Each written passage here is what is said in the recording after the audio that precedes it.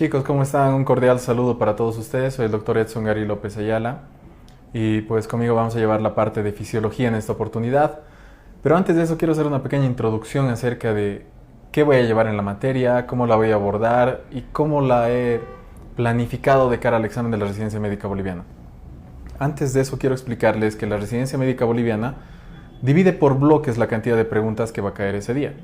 Tienes un bloque de cirugía, un bloque de ginecología, de pediatría, otro de medicina interna, otro de materias básicas y un bloque final de salud pública.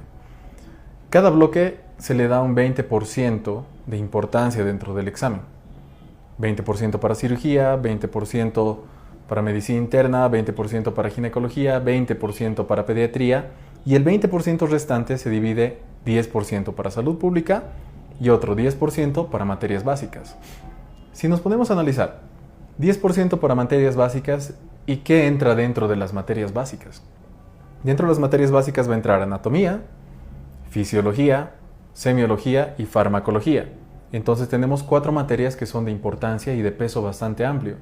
Si pensamos anatomía son 4 tomos, fisiología van a ser 2 tomos de Guyton, porque dentro de la convocatoria ellos te exigen que estudiemos Guyton, más o menos 2.800 hojas que tendríamos que estudiar.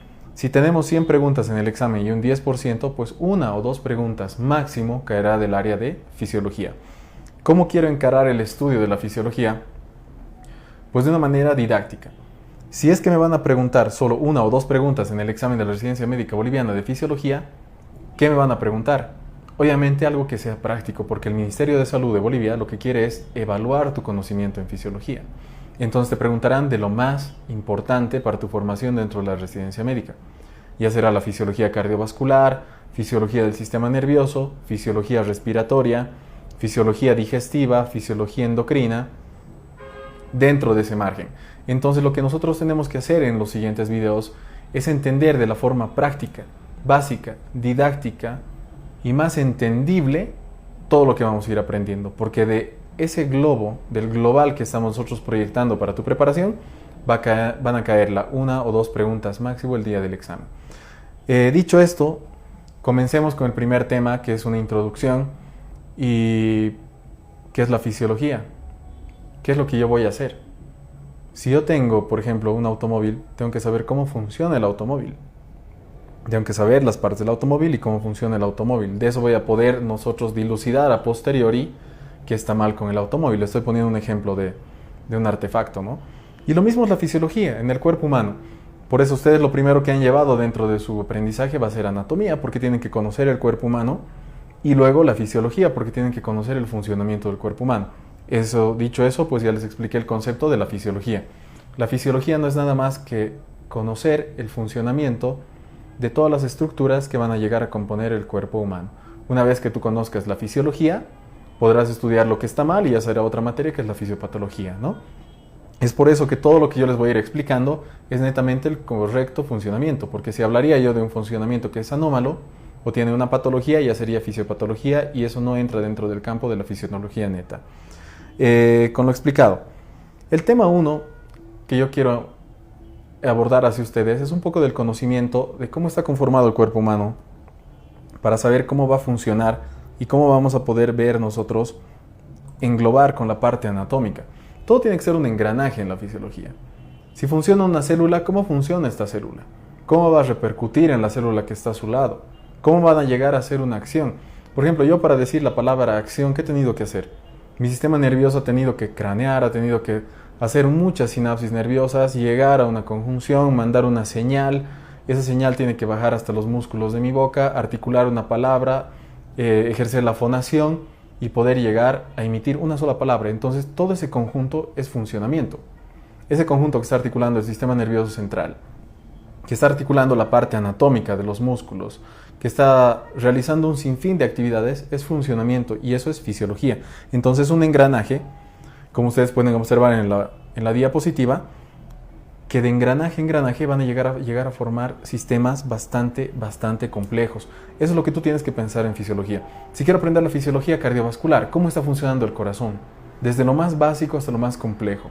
Ya chicos, algo que yo voy a ir reiterando mucho dentro de mi explicación es tratar de comparar muchas veces al cuerpo humano con una estructura. ¿Ya? Una estructura me refiero, voy a poner cualquier ejemplo, un edificio. ¿Por qué? Porque la anatomía del edificio pues van a ser el concreto, los ladrillos, el hormigón. ¿Ya? ¿Cómo va a funcionar ese edificio? Tiene que tener un cableado eléctrico para prender las luces, ¿no? De nosotros la luz va a ser el sistema nervioso. Entonces tiene que tener un cableado. De esa manera nosotros más o menos vamos conjuncionando y viendo cómo van a funcionar todas las cosas de nuestro cuerpo. Siempre trata de comparar con cosas de que tú conozcas. Por ejemplo, yo no necesito saber de qué está formado, qué sé yo, el sistema de grabación, pero yo sé cómo funciona. Lo mismo tiene que ser tu conocimiento con la anatomía y la fisiología. Tiene que ser algo que tú hayas visto, que tú reconozcas y que tú sepas cómo está funcionando. Y de esa manera pues tú vas a llegar a responder en el examen muchas preguntas. Quiero hacer énfasis en esto. El examen no es de memoria. El examen que está cayendo dentro de la primera convocatoria que ya salió del 2017 hasta la última convocatoria del 2019 ya es para evaluar tus conocimientos, no memorísticos, sino tus conocimientos de razonamiento.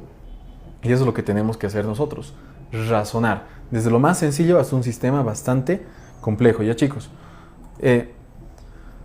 ¿cómo nosotros funcionamos? Nosotros funcionamos por un conjunto amplio celular, son alrededor de 100 billones de células. Estas células cada célula viene de una estirpe, ¿no? Digamos, las células nerviosas vendrán de una célula madre que, bueno, da origen a las células nerviosas. La célula madre pluripotencial también formará células sanguíneas, células del sistema digestivo, células del sistema muscular. Entonces, cada tipo de célula tiene ya información genética que le va a llevar a realizar una función. Función igual fisiología. Esas células, por afinidad, se agrupan y forman tejidos. Tejido nervioso, tejido digestivo, etc. El conjunto de los tejidos van a llegar a formar aparatos. ¿Ya? Vamos a formar órganos, estos órganos se conjuncionan, aparatos, y de estos aparatos vamos a llegar a formar sistemas. Desde lo más básico que es una célula, vamos a los tejidos, vamos a los órganos, vamos a los aparatos y vamos a los sistemas. Entonces, para saber cómo funciona un sistema, veamos cómo va a ir funcionando la célula. Voy a ir hablando y voy a introducir también el término de homeostasis a medida que yo vaya explicando, porque si estamos hablando de un funcionamiento correcto, tengo que hablar de un funcionamiento homeostático, porque homeostasis significa equilibrio. ¿A qué me voy a referir con homeostasis? ¿Qué pasa cuando tú te enfermas? Con un breve ejemplo. Alteras la homeostasis. Cuando sufres un golpe y se te inflama cualquier articulación, estás alterando la homeostasis de esa articulación. No está cumpliendo su función. No olvidemos que el cuerpo humano en su mayor conformidad es líquido. Un 60% de tu cuerpo es líquido, es agua.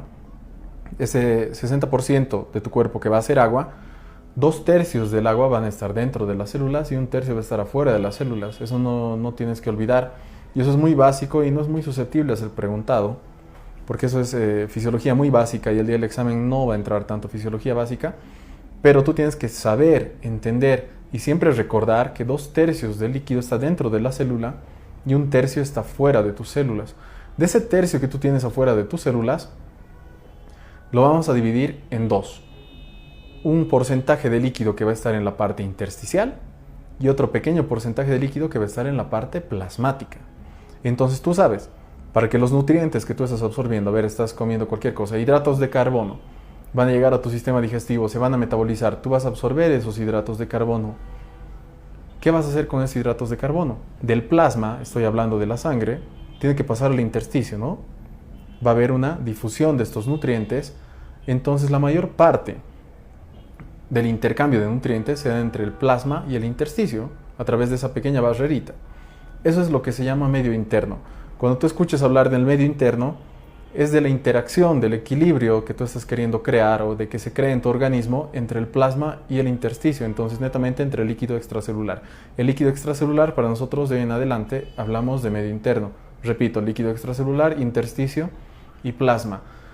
Y eso es bastante lógico de imaginarnos, ¿no? ¿Qué pasa a una persona deshidratada? Se altera el medio interno, se altera la homeostasis. ¿Por qué se altera la homeostasis? Porque la persona deshidratada tiene menos líquido, ese menos líquido va a disminuir la cantidad de plasma. Obviamente si hay menos plasma habrá menos volumen sanguíneo, menos gasto cardíaco, menos llegada de nutrientes, de oxígeno, etcétera, hacia los tejidos. Entonces se altera el medio interno. Entonces lo que un cuerpo fisiológicamente estable busca tener es un equilibrio en el medio interno. Y repito, el equilibrio que se logra tener en el medio interno se denomina homeostasis. Ya hemos hablado del concepto de fisiología, que va a ser medio interno de en adelante cuando me escuchen mencionar el término. Y pues con esto, chicos, damos por concluido el primer tema, que es solamente introducción de la fisiología. No quiero que haya dudas de en adelante que es medio interno, porque no vamos a poder entender muchos de los conceptos que yo quiero explicar en el resto de fisiología. No quiero que haya duda que es una alteración de la homeostasis. Es lo más importante. Repito, el tema 1 solamente es para que podamos entender el resto de los temas. Es muy poco susceptible a ser preguntado, y en caso de que sea preguntado, pues te preguntarán a lo mucho la relación del compartimiento de líquidos corporales. Nos vemos en un siguiente video en el cual ya vamos a entrar un poquito más en lo que es profundizando la fisiología. Un saludo para todos ustedes.